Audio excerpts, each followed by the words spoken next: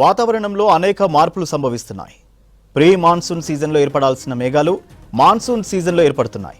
ఈ ఏడాది మాన్సూన్ వర్షాలు గణనీయంగా తగ్గాయి. క్యుములోనింబస్ మేఘాలతోనే ఎక్కువ వర్షాలు కురిశాయి.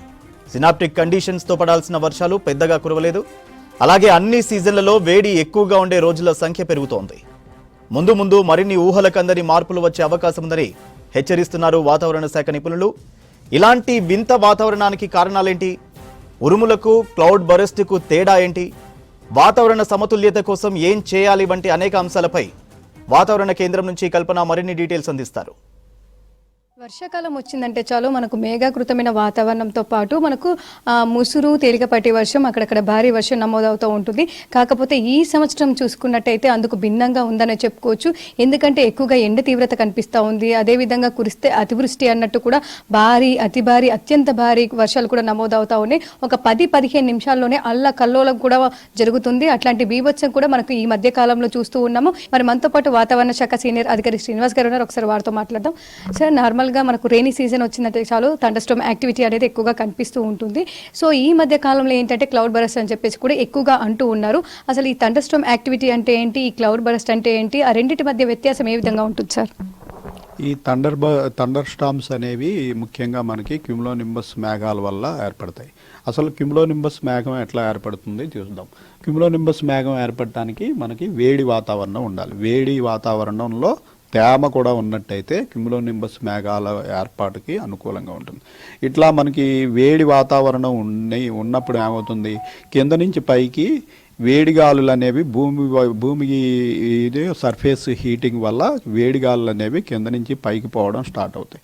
కింద నుంచి పైకి గాలి పోయినప్పుడు కిందన మళ్ళీ కొంచెం మరి ఇక్కడ ఉన్న గాలి పైకి పోయినప్పుడు ఇక్కడ లో ప్రెషర్ ఏర్పడుతుంది men compare to other places. So ఇతర ప్లేసెస్ నుంచి ఇక్కడికి గాలి చేరుకోవడం, ఆ గాలిలో ఉన్న తేమ వల్ల మళ్ళీ ఆ గాలి కూడా వేడెక్కి ఇది ఒక సైకిల్ లాగా ఇలా పైకి పోవడం ప్రారంభిస్తుంది. ఇలా పైకి పోతున్నప్పుడు బాగా పైకి నెట్టివేయబడి అదే ఇన్స్టేబుల్ అట్మాస్ఫియర్ అంటాం. ఇన్స్టేబుల్ అట్మాస్ఫియర్ అంటే పైకి పోయే కొద్దీ టెంపరేచర్స్ మనకి తగ్గిపోతుంటాయి. సో ఈ ఇన్స్టేబుల్ అట్మాస్ఫియర్ అనేది మనకి భూతలం నుంచి ఇంచుమించు 18 నుంచి 20 కిలోమీటర్ల వరకు కొనసాగుతుంది. సో అంతవరకు కూడా ఈ వేడిగాళ్ళు అనేవి పైకి తోసుకుంటూ పైకి పోవడము, పైకి పోయినప్పుడు వీటిలో ఉన్నటువంటి తేమ కొంత మనకి పైకి పోయే కొద్ది టెంపరేచర్లు తగ్గిపోతుంటాయి కదా, కొంత పైకి పోయేటప్పటికి ఇందులో ఉన్నటువంటి వాటర్ వేపర్ అనేది వాటర్ డ్రాప్లెట్స్ కింద మారిపోయి క్లౌడ్ ఫార్మేషన్ జరుగుతుంది. క్లౌడ్ ఫార్మేషన్ జరిగిపోయి విస్తృతంగా క్లౌడ్ ఏర్పడటము, ఇది ఇంకా పైకి నెట్టివేయిపోతున్నప్పుడు ఆ వాటర్ డ్రాప్లెట్స్ ఐస్ పార్టికల్స్ కూడా మారిపోతాయి. సో ఈ క్లౌడ్ అలాగా క్లౌడ్ ఏర్పడుతున్నప్పుడు ఏమవుతుందంటే ఒకవైపు నుంచి హాట్ ఎయిర్ అంతా పైకి పోవడం, పైకి పోయింది బాగా పైకి పోయిన తర్వాత water droplets super cooled water droplets గాను ఐస్ పార్టికల్స్ గాను మారిపోయినప్పుడు అది గ్రావిటీ వల్ల అవి మరో పక్క నుంచి కిందకు వచ్చేసి వర్షం స్టార్ట్ అవుతుంది. సో ఇట్లా ఈ పక్క నుంచి వర్షము, ఈ పక్క నుంచి హాట్ ఎయిర్, ఇలా కొంత సమయానికి ఏమవుతుందంటే ఈ వర్షం వల్ల కింద సర్ఫేస్ చల్లబడిపోయి ఈ హాట్ ఎయిర్ అనేది ఇంకా పైకి పోవడం ఆగిపోతుంది. ఆగిపోయాక పూర్తిగా మేఘం నుంచి పూర్తిగా వర్షం స్టార్ట్ అవుతుంది. సో ఇది థండర్ స్టార్మ్ యొక్క ప్రాసెస్. అయితే మనకి ఈ క్లౌడ్ బరస్ట్ అంటే ఏంటి?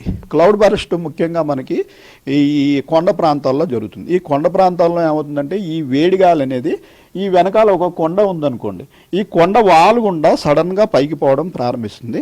అప్పుడు ఏంటంటే చాలా ఫోర్స్, మామూలుగా మైదాన ప్రాంతాల కంటే ఇంకా ఎక్కువ ఫోర్స్ తోటి ఈ వేడిగాళ్ళు అనేవి పోవడం వల్ల ఇటు కింద నుంచి వచ్చే వాటర్ డ్రాప్లెట్స్ను కూడా అడ్డుకుంటూ ఇటు నుంచి కూడా మనకి వేడిగాళ్ళు ఈ పక్క నుంచి కూడా పైకి పోవడం వల్ల ఈ పక్క నుంచి కూడా పైకి పోవడం వల్ల ఈ కింద నుంచి పడే వాటర్ డ్రాప్లెట్స్ను కూడా అడ్డుకుని రెండు పక్కల నుంచి కూడా ఈ కొండ ప్రాంతాల్లో చాలా వేగంగా వేడిగాళ్ళు పోవడం వల్ల ఏమవుతుందంటే ఈ వాటర్ డ్రాప్లెట్స్ అనేది ఎక్యుములేషన్ ఎక్కువైపోతుంది. ఇక్కడ వాటర్ అండ్ ఐస్ ఎక్కువైపోయిన తర్వాత ఒక స్టేజ్ వచ్చేటప్పటికి వీటి వెయిట్ దట్ విల్ ఓవర్కమ్, మనకి ఈ కింద నుంచి వచ్చే వేడిగాళ్ళ ఫోర్స్ని ఎప్పుడైతే ఓవర్కమ్ చేస్తుందో అప్పుడు సడన్గా ఈ మేఘంలో ఉన్న వర్షపాతం అంతా ఒకేసారిగా అంటే కొండ దిమ్మరించినట్టుగా ఒకేసారిగా పడిపోతుంది.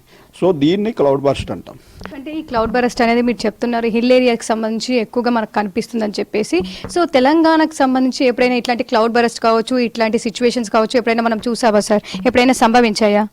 తెలంగాణలో మనకి ఈ క్లౌడ్ బర్స్ట్ జనరల్గా మైదాన ప్రాంతాల్లో చాలా అరుదండి.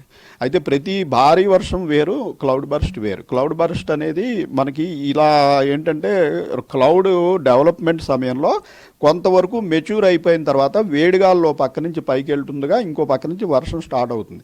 మాన్సూన్ క్లౌడ్స్ ఈ లెవెల్లో మనకి చాలా తక్కువ లెవెల్లో ఉండే స్ట్రాటస్ క్లౌడ్స్, ఇట్లా పరిచినట్టుగా ఉండే స్ట్రాటస్ క్లౌడ్స్ ఇట్లా ఉంటాయి. అయితే క్యుములోనింబస్ మేఘాలు హైట్ పెరిగిపోతాయి. ఎందుకంటే అనిశ్చిత వాతావరణం ఉంటుంది. మనకి వేసవి కాలంలో టెంపరేచర్లు ఎక్కువగా ఉన్నప్పుడు, భూతలం మీద ఉన్న టెంపరేచర్ల కంటే పైన టెంపరేచర్లు ఎక్కువ ఉన్నప్పుడు న్యాచురల్గా కింద నుంచి పైకి అనిశ్చిత పరిస్థితి అంటాం. అది ఆ అనిశ్చిత పరిస్థితి వల్ల 18 కిలోమీటర్ల ఎత్తు వరకు కూడా ఆ మేఘాలు డెవలప్ అవుతుంటాయి. అయితే ఇప్పుడు మాన్సూన్ పీరియడ్లో కూడా మనకి ఏమవుతుందంటే 122 రోజుల మాన్సూన్ పీరియడ్లో మనకి కంటిన్యూస్ వర్షాలంటూ అన్ని రోజుల్లోనూ ఉండవు. మనకి దగ్గరలో సినాప్టిక్ ఫీచర్స్ ఉన్నప్పుడు ఇలా మాన్సూన్ క్లౌడ్స్ అనేవి వచ్చేసేసి మనకి ముసురు వాతావరణం ఉంటుంది. ఆ మాన్సూన్ ఆ ఫీచర్ కొంచెం బలం తగ్గిన వెంటనే మనకి క్లౌడీనెస్ వచ్చేస్తుంది. క్లౌడీనెస్ తగ్గిపోతుంది. క్లౌడీనెస్ తగ్గిపోయి మనకి ఎండ కాసేస్తుంది. ఎండ కాసేసి టెంపరేచర్లు మళ్ళీ 31-35 డిగ్రీల వరకు పెరిగిపోయేటప్పటికి ఈ పీరియడ్లో కూడా మనకి వేడిగాళ్ళు పైకి పోవడం, ఈ మాన్సూన్ పీరియడ్లో ప్రత్యేకంగా అప్పర్ ఎయిర్లో మనకి మాయిశ్చర్ లభ్యత ఎక్కువ ఉంటుంది. ఎక్కువ ఉండేటప్పటికి ఈ పీరియడ్లో కూడా మనం భారీగా క్యుములోనింబస్ మేఘాలను చూస్తున్నాం. అంటే ఎందుకు ఈ సంవత్సరం కావచ్చు, ఎందుకు ఇట్లాంటి అంతు చిక్కని వాతావరణం ఉంటుంది? మనకు వారం రోజులకు సంబంధించి ఫోర్కాస్ట్ ఇస్తూ ఉంటారు. సో దానికి సంబంధించి కూడా మనకు 2 రోజుల్లోనే వాతావరణం మారిపోతుంది. అంతెందుకు గంటలోనే వాతావరణం మారిపోయి భారీ వర్షం, అత్యంత భారీ వర్షం. సో ఇట్లాంటి కండిషన్స్ ఈ ఇయర్లోనే ఎక్కువగా కనిపిస్తున్నాయి. అసలు వాతావరణంలో ఏం జరుగుతుంది సార్? ఇవి ఈ గ్లోబల్ వార్మింగ్ మార్పులు అనేవి ఇప్పుడు ప్రస్తుతం చూస్తున్నట్టయితే మనకి చాలా క్విక్గా వస్తున్నట్టు అనిపిస్తుంది. ఎందుకంటే లాస్ట్ ఇయర్ మీద ఈ ఏడు చాలా చేంజ్ వచ్చింది. గ్లోబల్ వార్మింగ్ వల్ల మీకు ఒక 0.5 డిగ్రీస్ గ్లోబల్ టెంపరేచర్ యావరేజ్ పెరిగినా కూడా అది పెను మార్పులకు దారితీస్తుంది. మనం గత 5 నుంచి 10 సంవత్సరాల్లో ఈ గ్లోబల్ వార్మింగ్ అనేది actual rate of global warming అనేది రేట్ పెరిగింది. దానివల్ల ఇటువంటి మార్పులు కూడా బహుశా మనం ఇంకా ముందు క్విక్గా చూడబోతున్నామని అనిపిస్తుంది. ఎందుకంటే మనం ఏ విధమైన చర్యలు తీసుకోవడం లేదు, వీటి గురించి డిస్కస్ చేసుకుంటున్నాం తప్పించి ఈ గ్లోబల్ వార్మింగ్ని ఆపేందుకు అందరి కృషి కావాలి. ప్రజల కృషి, ప్రభుత్వాల కృషి, అందరి కృషి కావాలి.